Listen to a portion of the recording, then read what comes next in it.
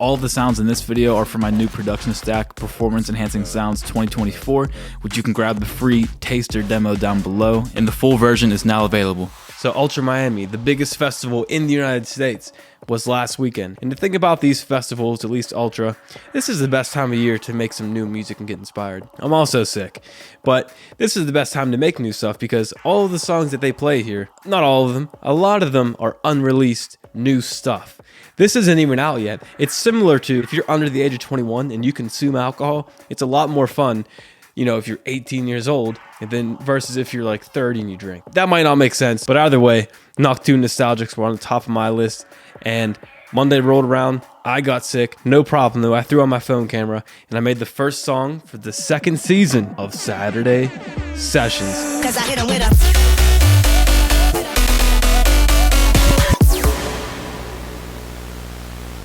And I had a few sessions this week, so if I spam out a few more videos, don't be surprised. And also, PES Expansion is now available. All right, day 2 of being down with the sickness. It's actually coming around a little bit. You probably can't tell. But I want to make something that's kind of melodic bass house type of thing, not like Luar, but I have a couple sounds in mind that I'm going to use. We'll see what happens.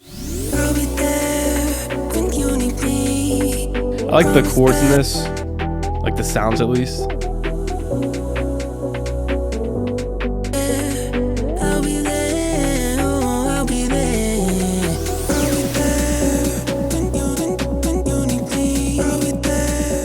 I could just make a drop that goes with this bass line of like do do do do or something like that. I have this brass that I made this morning, and I won't be talking that much unfortunately once again, but yeah.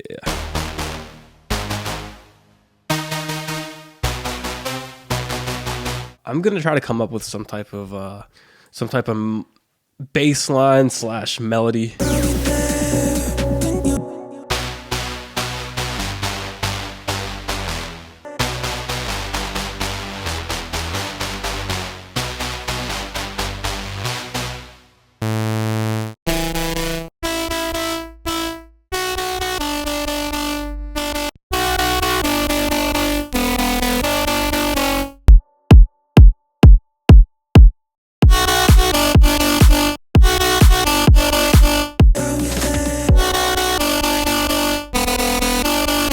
Yeah. Alright, we'll just do a sub for right now.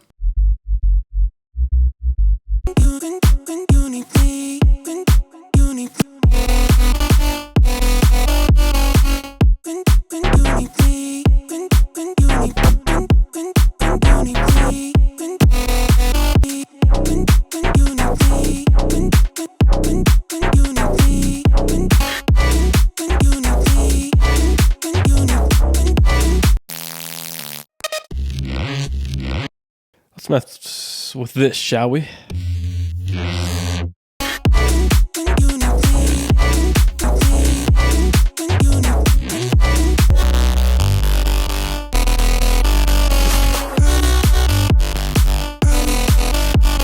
Changed my mind.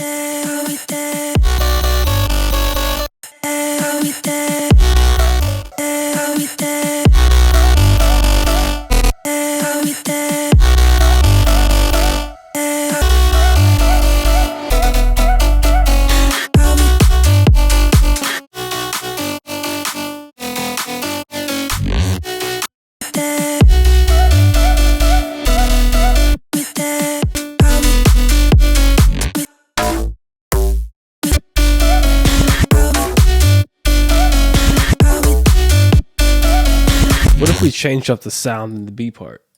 Same melody, but different sound. That could be interesting. Okay.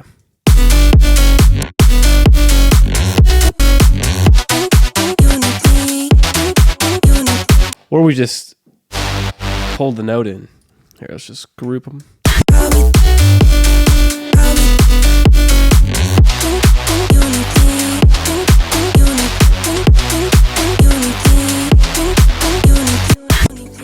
I'm taking a break. So I'm still sick. So I'm not going to do a voiceover on all the things, but instead I'm going to briefly run through all the most important things that I did to make this song sound a lot fuller and fatter and just have more energy than it did before. Because when I got off the camera, it was a little dull. It didn't sound bad. You can tell there was an idea there, but it just was not, wasn't smacking, honestly. And I will very soon make a full comprehensive guide for making this type of music in terms of the mixing and sound design. But for right now, I'll just breeze through mainly the main things that I did to make it sound a lot cooler, right? When I left off, I pretty much just had a lead, a kick, and then a sub bass. It pretty much sounded like this. If I mute a couple of things right here, it was pretty much sounding like this.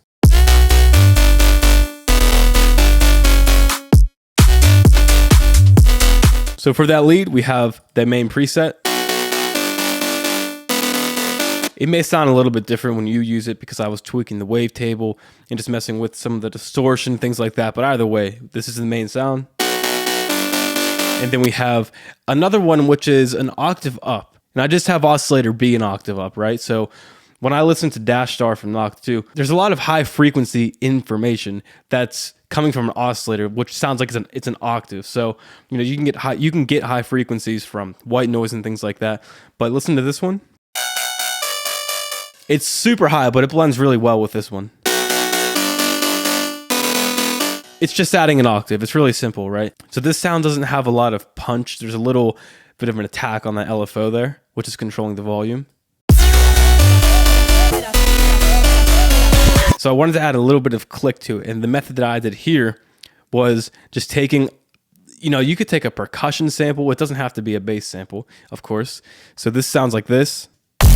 There's a little bit of an attack there, but there's a lot of wide white noise, which I thought was useful when I heard it. So basically, I pretty much EQ'd out all the tonality of the bass right here, and then I just boosted everything. I boosted the attack on a transient shaper, and then now this is just insanely clicky, which is exactly what I'm looking for. And I'm clipping it as well.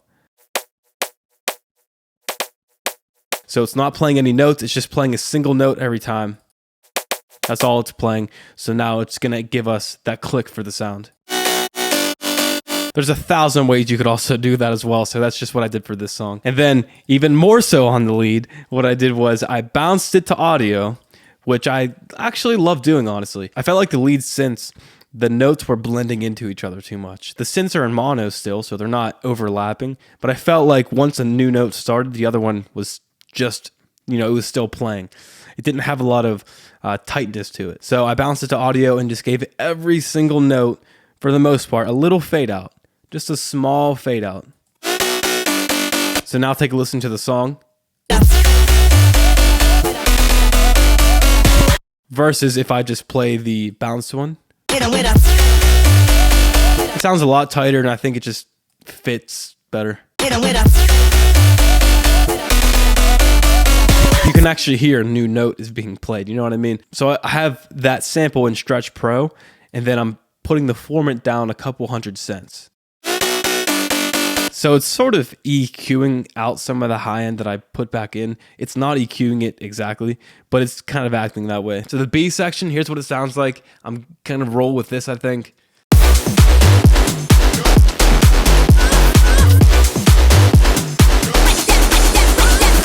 And I have this vocal sample.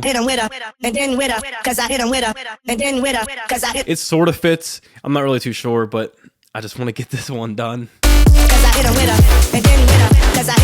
I think I can honestly make that sit a little bit better. B section, we got a lot more drums.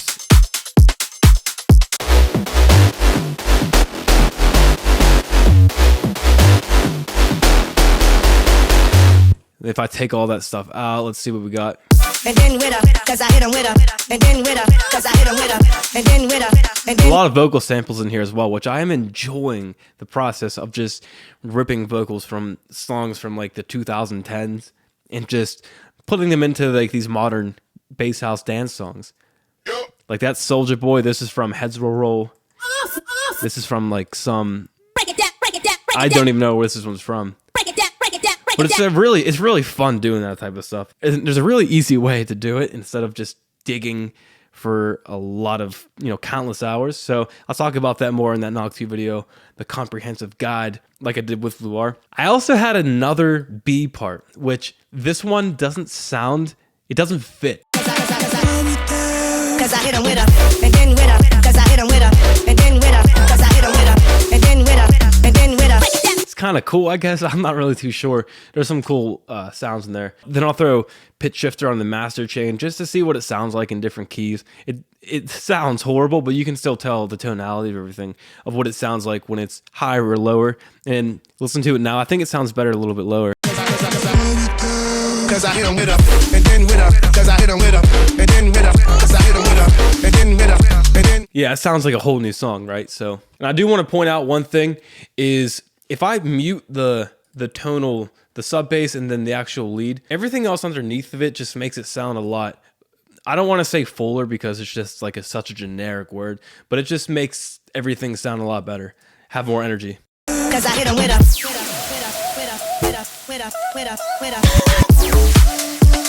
So if I just have these main elements, the sub and the lead, it's kind of like, it sounds good and it sounds like an idea, but it doesn't sound like a complete thing.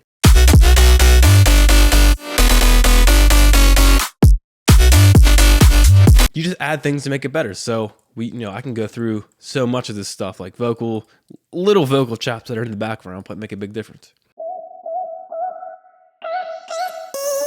Little effects like this thing, like this.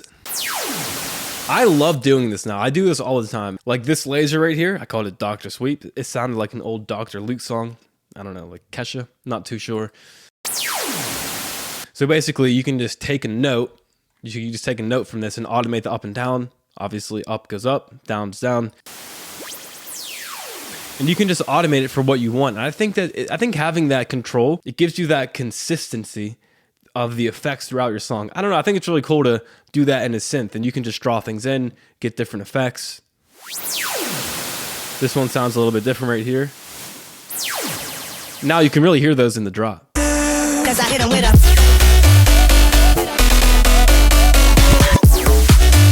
Got more laser presets.